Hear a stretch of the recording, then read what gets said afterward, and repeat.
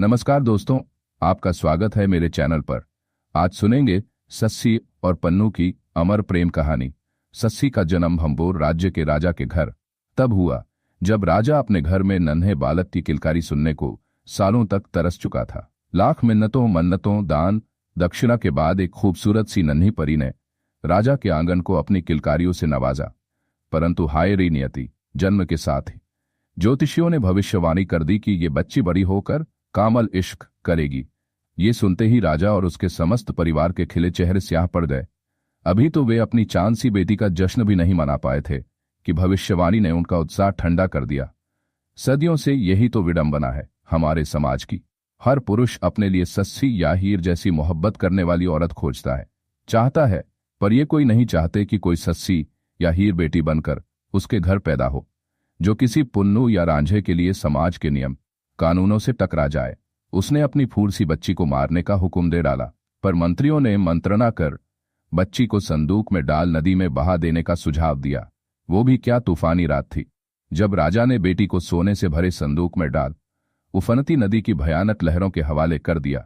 यह नियति नहीं तो और क्या है कि वो बच्ची तूफानी नदी से भी बच निकली। एक धोबी ने नदी में डूबता उतराता संदूक देखा और उसे निकालकर खोला। इतना सारा सोना और नन्ही सी प्यारी बच्ची को पाकर वो अपनी किस्मत पर इतराया। बच्ची को चंद्रकला के समान सुंदर देखकर उसका नाम सस्सी, शशि का स्थानक प्रयोग, रखा गया।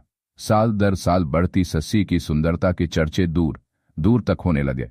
धोबियों के समाज में से ही किसी ने जाकर भंबोर के राजा को बताया कि एक धोबी के घर अप्सरा सी सुंदर कन्या है जो राजा के महलों की शोभा बनने के लायक है। बस फिर क्या था, अधेड़ राजा ने सस्सी के घर विवाह का न्योता भेज दिया। सस्सी का पालक पिता इसी उधेड़बुन में था कि सोने के भरे संदूक में मिली बच्ची जाने किस ऊंचे खानदान से संबंधित है। वो ठहरा जात का धोबी, उसे क्या हक है कि वो किसी की राजकुमारी को अपनी कह उसका रिश्ता कर डाले। राजा के बुलाने पर उसने सस्सी के जन्म समय का तावीज जो उसके गले में था राजा को दिखाकर अपनी मजबूरी बताई। और कहानी कुछ यूं बनी कि उस तावीज को देखकर राजा की स्मृतियां जाग उठीं।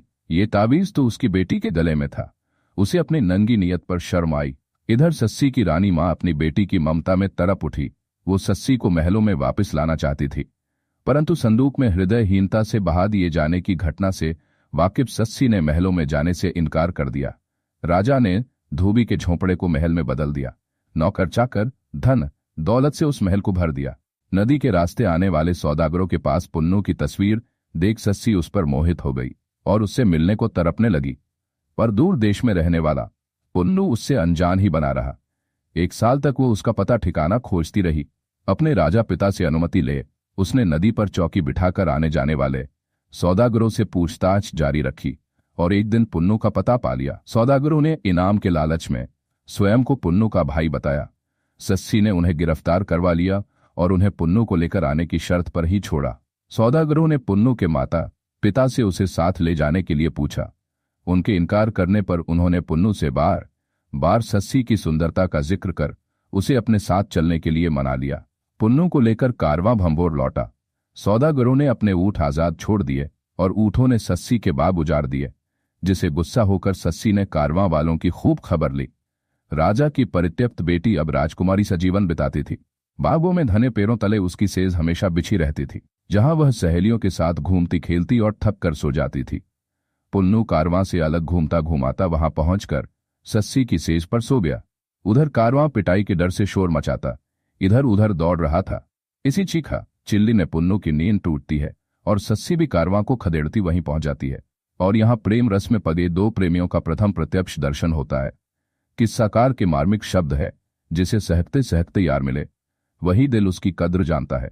अपने प्यार को सामने पाकर दुनिया और मर्यादा किसे याद रहती है। कहते हैं सस्सी पुन्नू प्रेम में इस कद्र खो गए कि 10 दिन कैसे गुजर गए पता ही नहीं चला। उधर पुन्नू की माता अपने पुत्र के वियोग में तड़पने लगी। ममता की मारी मां होशो हवास खो बैठी। पुन्नू के भाइयों से मां का ये हाल देखा न गया और वे उसे लेने निकल पड़े। पुन्नू के मना करने पर भी सस्सी ने उसके भाइयों का बेहद प्यार और सम्मान से स्वागत किया। मन में बदला लेने की कुत्सित भावना से वशीभूत उन्होंने पुन्नू को साथ चलने के लिए कहा। उसके मना करने पर उन्होंने उसे खूब शराब पिलाई और बेहोशी की हालत में उसे साथ ले गए। सस्सी पर इसकी प्रतिक्रिया स्वाभाविक थी। पुन्नू के भाइयों के धोखे से आहत वह प्रेम ने बिताए मीठे क्षणों को याद कर करके रोती तड़पती, पुन्नू के साथ घूमे हर स्थान पर जाओ से पुकारती। पागल सी हो गई। जिस दीवार से उसने टेक लगाई थी उसे चूमती, जिस दरवाजे पर वो खड़ा हुआ था उससे लिपटती, हर जगह उसे खोजती, अपने आप में ही ना रही थी।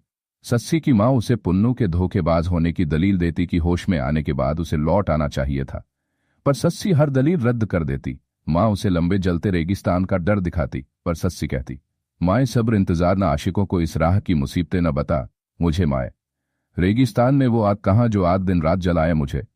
और सस्सी चल पड़ी अपने पुन्नू की तलाश में।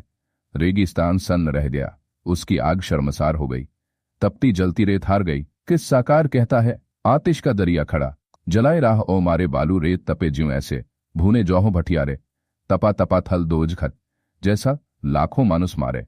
नाजुक पैर मासूम सस्सी के मेहंदी से श्रुम लरे, और वो नाजुक सी कोमल पैरों वाली चांद सी सुंदर सस्सी अपने प्यार के लिए नियति ही नहीं प्रकृति से भी टकरा गई। नंगे पांव उस आग के दरिया में अकेली उतर गई। क्रूर आतिश का दरिया उसे चिलचिलाती धूप, धपती रेत और भयानक लू के थपेड़ों से जलाता चला गया। एक भेड़ें चराने वाला सस्सी को मिला, पर उस निर्जन जलते रेगिस्तान में किसी लड़की के देख वो विश्वास न कर सका और उससे भूत समझकर डर गया। क्या पता शायद रेगिस्तान ने ही अपने शर्मसार हाथों से उसे अपनी रेत में छिपा लिया हो। कहते हैं पुन्नू होश में आते ही अपनी सस्सी के लिए तड़प उठा। वो भी रेगिस्तान पार करता उसी स्थान पर पहुंचा जहां आग का दरिया सस्सी को निगल गया था। पता नहीं किस भावना से वशीभूत हो वही भेड़ें चराने वाला उसे मिल गया, जो अभी तक उस स्थान के समीप ही बैठा था जहां सस्सी की रेतीली समाधि थी। वो पुन्नू को वहां ले गया। कहते हैं पुन्नू ने वहीं प्राण त्याग दिए। हाँ, ये मोहब्बत है जहां लाशें मिल जाती है, लोग नहीं मिलते। देखने सुनने वाले इसे दुखांत कहते हैं, परंतु इश्क मिजाजी जब इश्क हकीकी बन जाता है तो आत्माओं का मिलन ही सर्वोपरि हो जाता है। कितने भी आग के दरिया रास्ता रोकें, आत्मा अपने साजन की आगोश में ही सुकून पाती है। धरती के नियम, समाज, धोखे, जलन सब मिट्टी सा झड़ जाता है। बचता है तो सिर्फ निस्वार्थ समर्पण, प्रेम, केवल प्रेम। केवल प्रयाणी पसंद आई हो तो लाइक कर दीजिए। धन्यवाद।